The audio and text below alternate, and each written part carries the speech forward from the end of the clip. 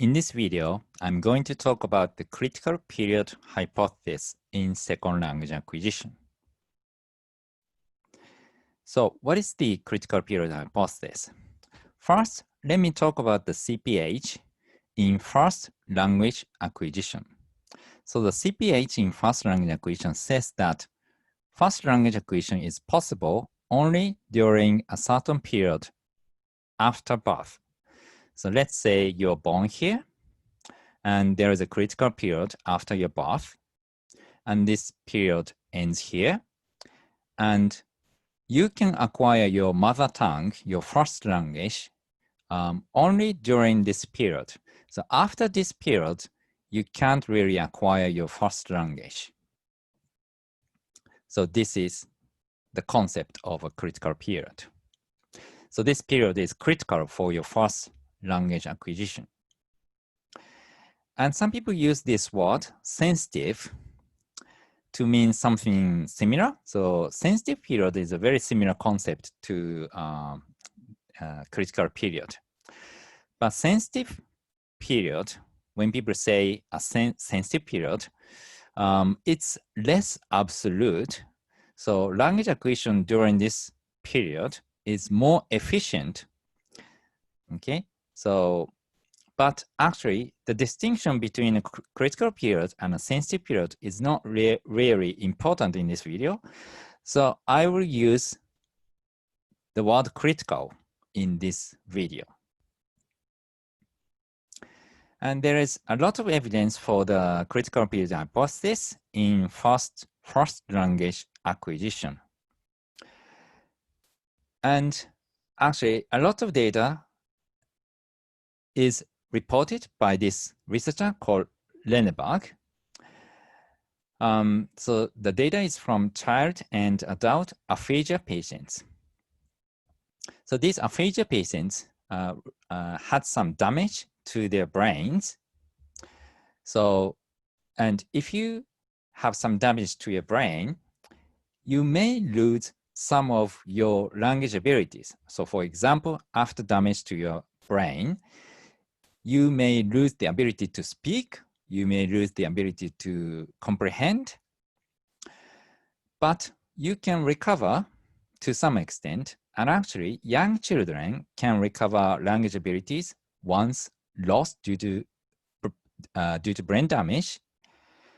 However, it's very difficult for adults to do the same. So it's generally believed that young children have more plasticity in their brains. And also some evidence comes from socially isolated children. So these children are socially isolated because of their parents' abuse. So they are victims of child abuse. So this girl called Jenny, so she was found and released at the age of 13. Before that, she was actually completely isolated, so she didn't really have any linguistic input.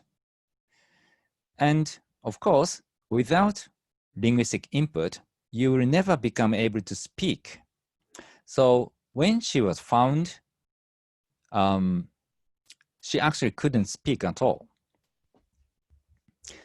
But after this, she tried to learn English, but unfortunately, she couldn't acquire syntax, although she acquired vocabulary. In contrast, this girl called Isabel, she was found and released at the age of 6, and she could acquire syntax. Okay, so this is evidence that probably young children who are like 6 years old, they have higher potential to acquire language than children who are, like 13 years old. And these and other cases support critical period effects on first language acquisition. So the more important question for us is whether there is a critical period in second language acquisition. So even if there is a critical period in first language acquisition, it doesn't automatically mean that there is a critical period in second language acquisition. So what evidence is there for critical period effects on the L2? And actually, there are two types of studies, and both these types of studies are very important, and it's very important for us to understand the difference between these two types. So the first type is studies on ultimate attainment. So these studies analyze the relationship between the age of arrival in the US, typically in the US, and the final attainment of English proficiency when learners had become adults. And the other type is studies on the rate of learning. So these studies analyze whether the rate, so in this case, rate means speed, the speed of L2 learning, whether the speed of L2 learning varies with the learner's age, while L2 learning is still going on. So we will look at the studies on ultimate attainment first. So let's say this is a family of Japanese people. So now they live in Japan, but they are going to move to the US, and they will live there for many, many years. Okay, and in this family, obviously, these parents are older learners, and these children are younger learners. And in this kind of case, we generally find that after several years, younger learners, in this case, these children, younger learners will have attained higher second language English proficiency than older ones. And actually, there are a lot of stories like this, and actually, there are also a lot of studies that report something like this. I'm going to show you some of those studies. So these studies are about ultimate attainment of pronunciation and grammar in English as a second language. So both of these studies are very famous. So this researcher studied Italian-speaking immigrants living in the US. And this data is about the strengths of foreign accents. So if you are a native, if you are a second language speaker, non-native speaker, maybe you have a slight accent in your pronunciation. And on the horizontal axis, we have age of arrival in the US. So these people came from Italy. And the vertical axis indicates the strength of foreign accent.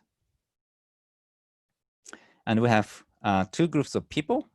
One group lived in the US for many, many years, but the other group, they actually have also lived in the US for at least 5 years. And the difference between these two groups isn't so big. So for both groups, if the age of arrival in the US is late, like, if they arrived in the US at the age of 16 or later, they had really strong foreign accent, Italian accent on their English. And the tendency is very, very clear, okay? And this study is also very famous. this is Chinese or Korean speaking learners of English as a second language. So these people also lived in the US. But the data is about the English grammar. So on the vertical axis, we have scores in English grammar test. On the horizontal axis, we again we have the age of arrival in the US. And the data is again very clear. If the age of arrival in the US is very, very late, like this, your scores in English grammar test are actually quite low. Okay. Again, we have a very similar data here from Hungarian-speaking immigrants in the US. Very similar data to this data. So actually, there are quite strong effects of age of arrival.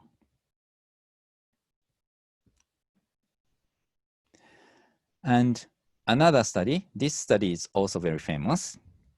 So this study reports brain activity that is happening in your brain activity of Chinese-speaking English as a second language learners. And this data also reveals effects of age of arrival in the US. And sometimes age of arrival means age of arrival. Other times it means age of acquisition, but they are quite similar. So age of acquisition means the onset age of your second language acquisition. And this tendency is also supported by a massive scale survey of over 600,000 learners of English as a second language or English as a foreign language. So we have quite robust evidence for critical period effects on second language acquisition. So, so all these studies indicate that early starters can acquire their second language to a higher degree. So, so these studies generally report higher ultimate attainment for early starters. After several years or after several decades of living in the target language community. This point is actually very important. So we have to note this. We have to note that this effect appears only after years of living in the target language community. So the data, all the data come from long-term naturalistic SLA. Okay, this point is also very important. So from this, we can predict, and also many people believe that younger people like children can learn an L2 faster, more efficiently, more easily than older people like adults. So this is a prediction that we can make from this conclusion. So let's see if this prediction is correct or not. So this is the second type of studies. So these studies investigate the rate of learning. So the rate of learning is the speed of L2 learning. So these studies analyze whether the speed of L2 learning is different if the learner's age is different. And the general conclusion from these studies is that the speed of L2 learning is faster if the learner's starting age is higher, not lower. So for example, teenagers like high school students are first L2 learners. And this obviously contradicts with the prediction of the studies on ultimate attainment. So let me give you some data. So this study investigated the rate of learning in naturalistic context. So these two researchers studied English-speaking learners of Dutch living in Holland. Here we have data from 3 groups of participants.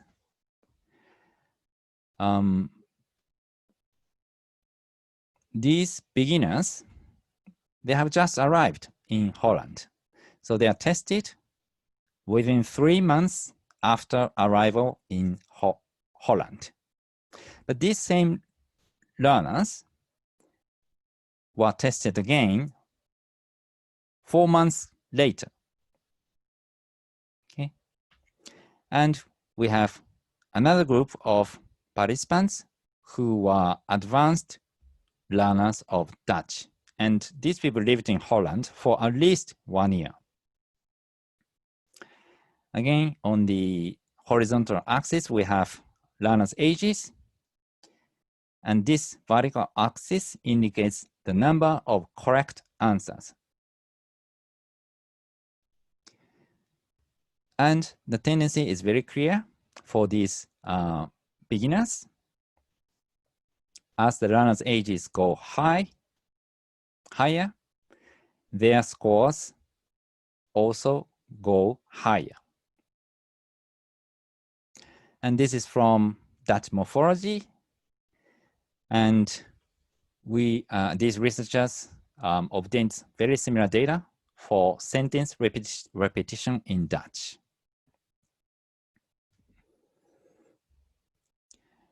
And we have some data on the rate of learning in foreign language contexts as well. So this study is also very famous. So this study is from the Barcelona Age Factor project. Very famous project. And this project studied Spanish speaking English as a foreign language learners. So they studied the effects of the learner's age in Spain. And here we have 3 groups. Learners who started English learning at the age of 8. These people started English learning at the age of 11. Or these people started English learning at 18 or later. And they are tested twice. Once, they had 200 hours of exposure to English. And again, when they had over 400 hours of exposure to English. And the vertical axis indicates accuracy, average accuracy for the production of 8 English functors. Functors here mean grammatical morphemes and function words. And the tendency is very clear. So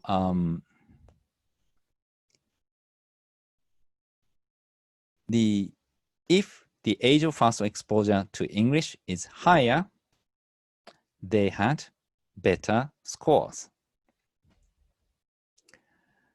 And these 2 researchers used an artificial morphological rule to compare these 3 groups of people: 8-year-olds, 12-year-olds, and adults. So this data is from their judgments of sentences, and this data is from their production of sentences.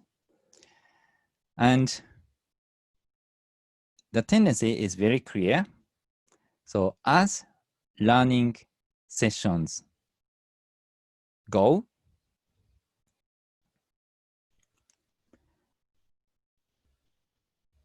"12-year-olds and adults, they improved." Okay, they improved. However, 8-year-olds, they didn't improve. Okay, and adults were faster. No, they are faster than 12-year-olds. And of course, 12-year-olds are faster than 8-year-olds. So again, an advantage for older learners is reported. And actually, this is my own study on the rate of EFL, English as a foreign language learning in Japan. So me and my colleagues studied Japanese elementary school students learning English. Here we have two sets of data, but the general tendency is the same.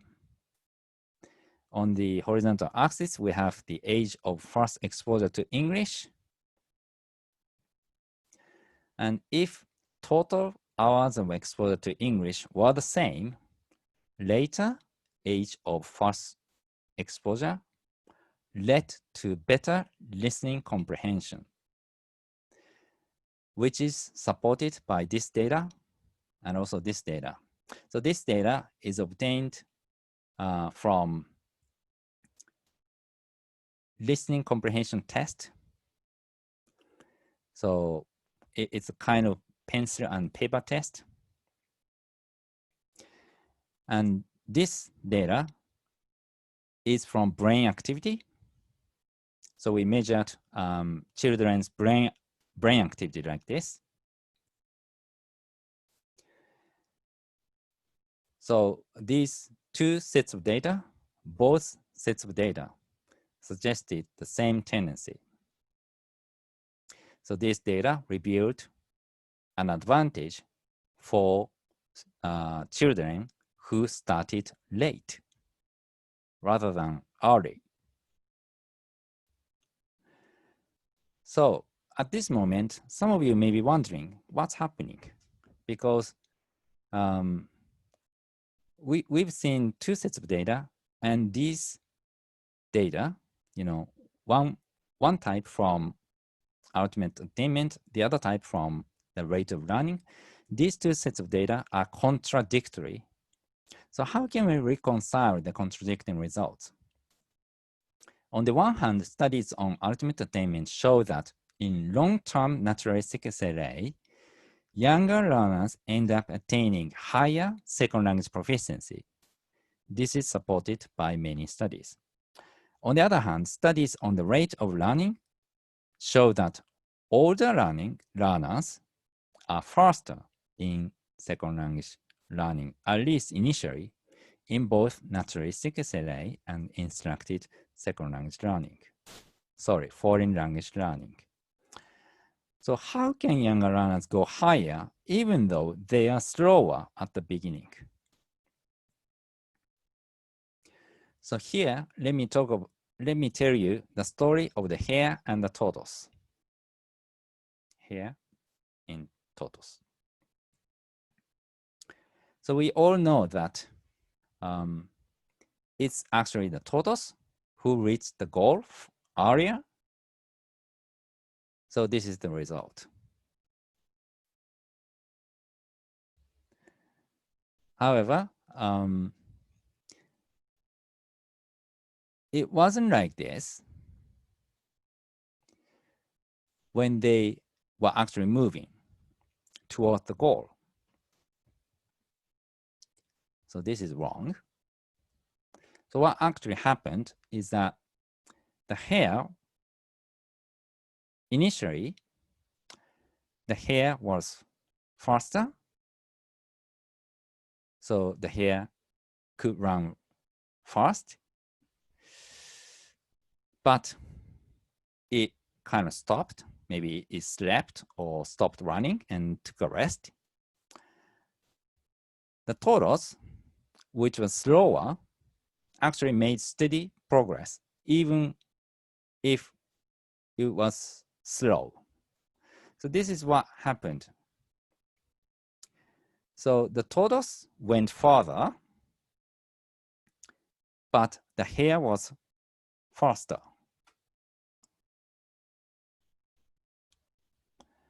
So of course, it's important to look at the results here, but we also have to look at the entire process, okay? we can say the same thing about second language acquisition. So if you look at the results here, the results here indicates that the results here show that younger learners have attained higher second language proficiency.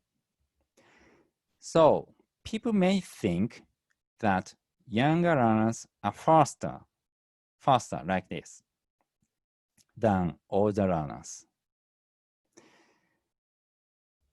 But actually, if you look at the data on the rate of learning, the speed of learning, it's older learners who are faster here.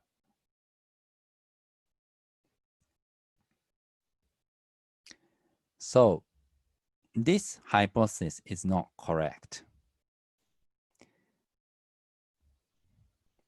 So we have to have another hypothesis like this. Older learners are faster, but younger learners go higher. So it should be like this.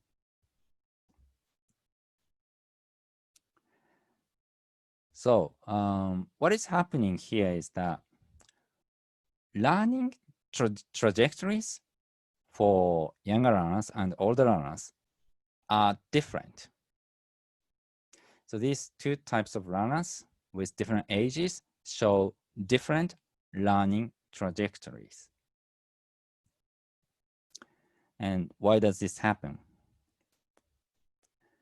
Older learners, they are cognitively more mature, so they engage in explicit learning when they try to acquire, when they try to learn their second language. And explicit learning proceeds faster. However, what eventually happens is fossilization. So these older learners, they stop making progress. So their second language gets fossilized. Younger learners, they are less cognitively mature. They engage in implicit learning.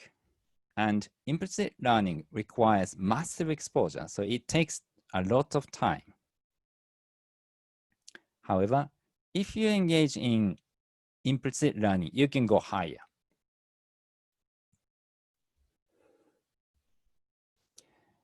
And one important point here is that you need thousands of hours of exposure for this to take place.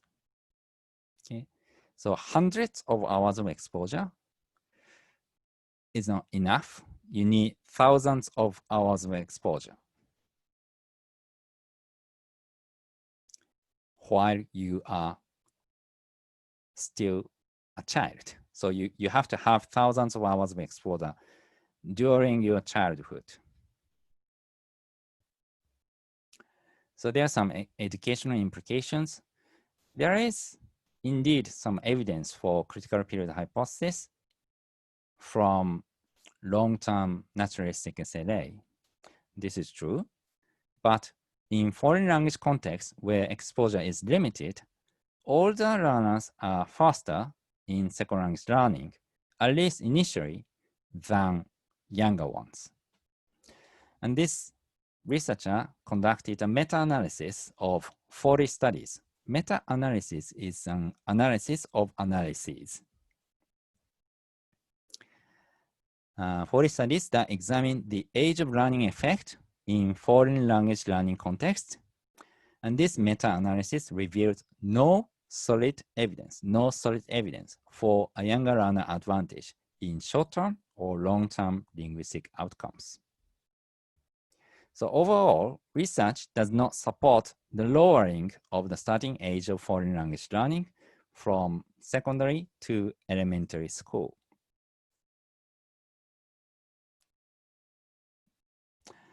What is important is to give foreign language learners a large amount of exposure. So more specifically, we should try to increase total hours of exposure, not just years of exposure. We have to try to increase total hours of exposure. To sum up, there is evidence for the critical period hypothesis in first language acquisition. There is clear evidence. And also, ultimate attainment of second language proficiency is consistent with the prediction of the critical period hypothesis in second language acquisition. There are many studies reporting this tendency. However, it's also true that older learners are initially faster in second language learning than younger ones. So here we are talking about the rate of learning. Why does this happen? Because older learners engage in explicit learning, which is faster, while younger learners, like very young children, they engage in implicit learning, which takes a long time. So evidence does not support early starters' advantage in foreign language education, where exposure is limited. So what happens if we can provide learners with massive amount of exposure in foreign language education? If we can do that, it's difficult, but very difficult. But if we can do that, we will see an advantage for young children, actually. It's just difficult. It's just difficult. But if we can do so, young children will show superiority or advantage over older learners, even in foreign language education. Okay, this is it for this video.